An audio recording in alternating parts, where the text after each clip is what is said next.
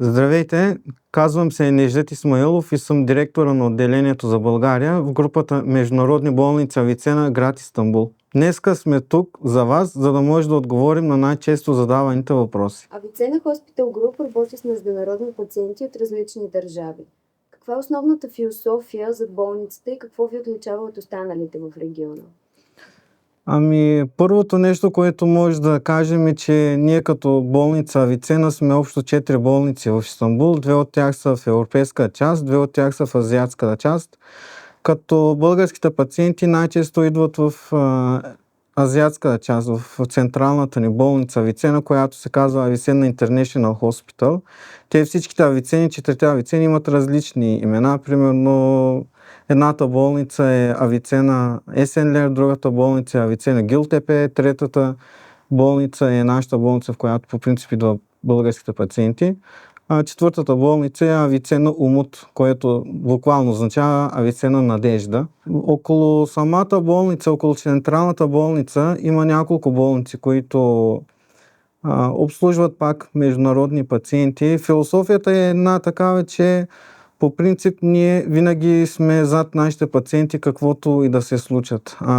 Повечето пациенти, които вече са преминали през нашето лечение или са идвали за нашите услуги, те знаят, че каквото и да се случи, ние винаги сме били зад тях.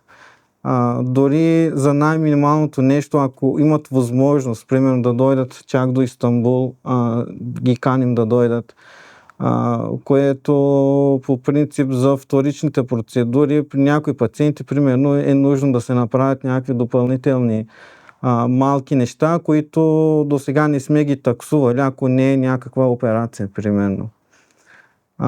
Освен това имаме голям екип от български преводачи. Имаме общо 4 преводачи, които идват всекидневно на работа. Имаме една преводачка, която идва събота и неделя, т.е. през уикенда. Така че 7 дни през седмицата имаме преводачи за съдействие.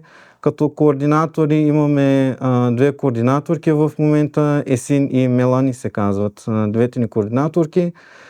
Те постоянно отговарят на въпроси, които се задават от страна на пациентите и нещо, което ако не могат да го разрешат, пък се обръщат към мен и аз, доколкото ми позволи силата, отговарям и разрешаваме някакъв проблем. Може би това ни е основното нещо, че когато пациентите се обърнат към нас, те стават нашето семейство вече. Тоест, ние от Авиценна не избираме пациентите нито по етнос, нито по религия, нито по финансовата възможност, която имат пациентите. Те, стъпвайки още крак в болницата, стават част от нашето семейство.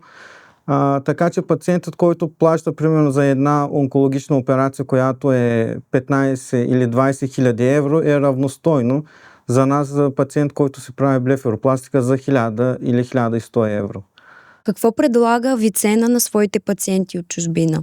Авиценна предлага на своите пациенти, които ни посещават от чужбина, много услуги. Част от това е, че всяка държава си има отделен екип.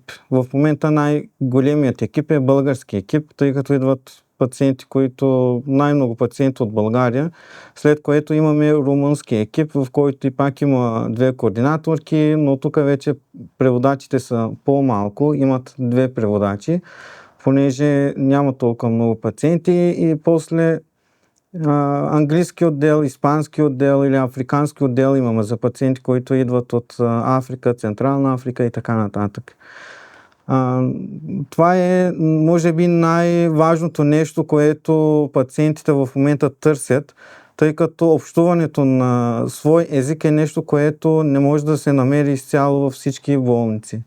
Примерно в много болници, които посещават пациенти от България, има преводачи или от руски език, или от английски език, за тези, които знаят английски, но няма на майчин език преводачи, с които да може да се разберете.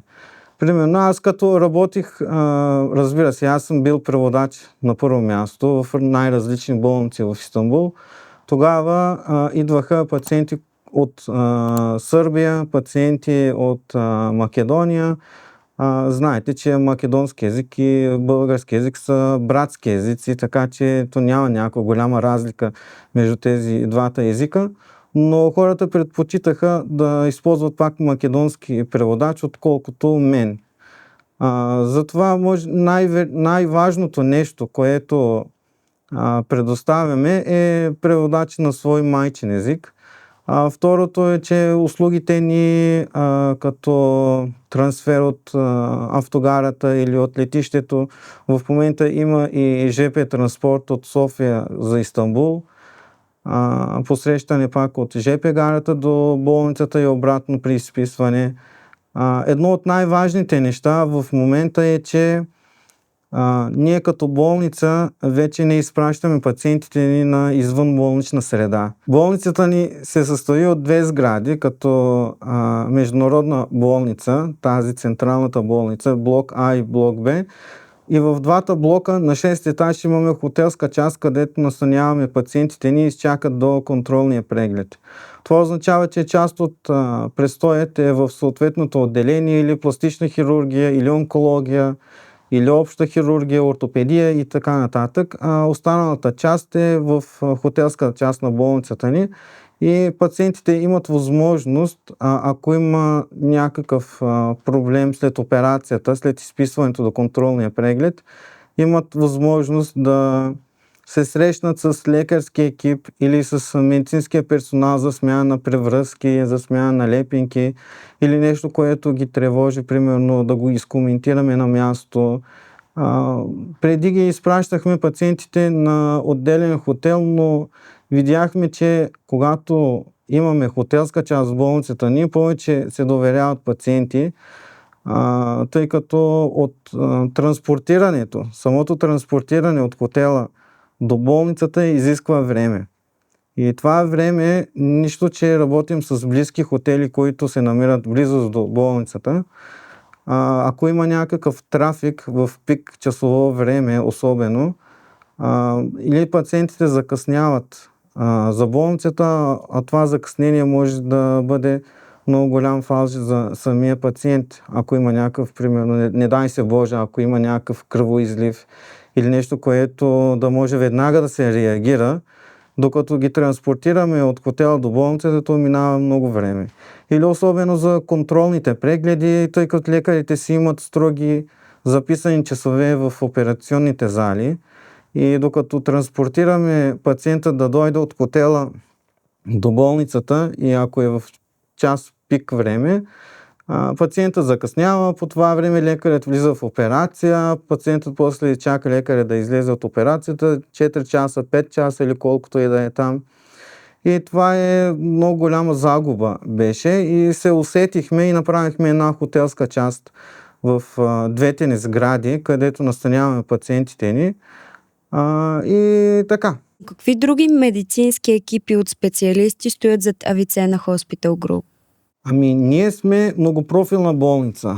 В България в момента идват най-много за естетичните процедури, но имаме и много пациенти, които идват за ортопедия, за операция за сваляне на килограми, които пак до някаква степен влиза в естетичните процедури. Онкология, гинекология, урология, педиатрия и така нататък. Тоест имаме много отделения, в които обслужваме пациенти, които идват от чужбина. Напоследък много пациенти почнаха да идват и за неврохирургия, примерно тумор в мозъка или тумор на гръбначния стълб или за лечение на дискова херния и други. Много пациенти избират болницата заради конкретен лекар. Какво прави вашите специалисти разпознаваеми на международно ниво? Според мен това може да го разделим на две. Когато търсим конкретен лекар, ще ви обясня накратко някои неща. Вече пациентите, които нас ни слушат, ще си вземат решението как да действат. Конкретен лекар означава, ако този конкретен лекар има своя клиника, конкретният лекар запазва част в операционната зала за себе си. Тоест, той наема операционната зала, за да могат да се направят конкретните операционни действия. Но тук е, че понякога след операцията лекарят изчезва. не може да се свържете постоянно с болницата, защото вие сте пациент на лекаря, не сте пациент на болницата. Тоест, този лекар може да оперира в 3 различни болници, може да оперира в 4 различни болници, може пък да оперира в 10 различни болници. Ако стане някакъв проблем с самата интервенция или ако има нещо, което искате да се дооправи, този конкретният лекар няма да може веднага да реагира на време. Защото те си имат графици, те си запазват часове от преди месеци, и седмици и така нататък. Когато сте пациент на болницата, болницата приема вас като едно семейство. Ако имате някакъв проблем, като се върнете обратно в България, въпреки че не се очаква да имате някакви усложнения, тъй като първичното възстановяване изцяло е в болничната среда и когато се уверим, че всичко е наред, тогава ви изписваме обратно за България, при положение, че имате 7-дневен престой в болницата, след което проследителна част, като се върнете обратно в България, не се очаква да имате някакви усложнения. Но ако имате такива усложнения, могат да се дадат най-различни примери за такива усложнения. Болницата винаги може да ви приеме дори да е на следващия ден или дори да е в рамките на днешния ден, ако успеете да се организирате. Така че, може би, трябва да се избере лекар, който работи в конкретната болница, а не лекар, който работи в 10 различни болници. Тези лекари, които оперират в различни болници, те си имат собствена клиника, в която могат да направят ботокс и филъри, такива по-неинвазивни методи за подобряване на контура на лицето, примерно, или за тялото. Но конкретният лекар, който работи в дадена или в конкретна болница, трябва да бъде приоритет. Защото лекарят винаги се намира вътре в самата болница. Ако стане някакъв проблем с някакво усложнение, тогава този лекар ще бъде готов винаги да я приеме, дори да бъде в рамките на деня или на следващия ден. Днес се запознахме с някои програми, които Авиценна предлага на своите чуждестранни пациенти. Ще се зарадваме да ни задавате въпроси в коментарите за други видеа.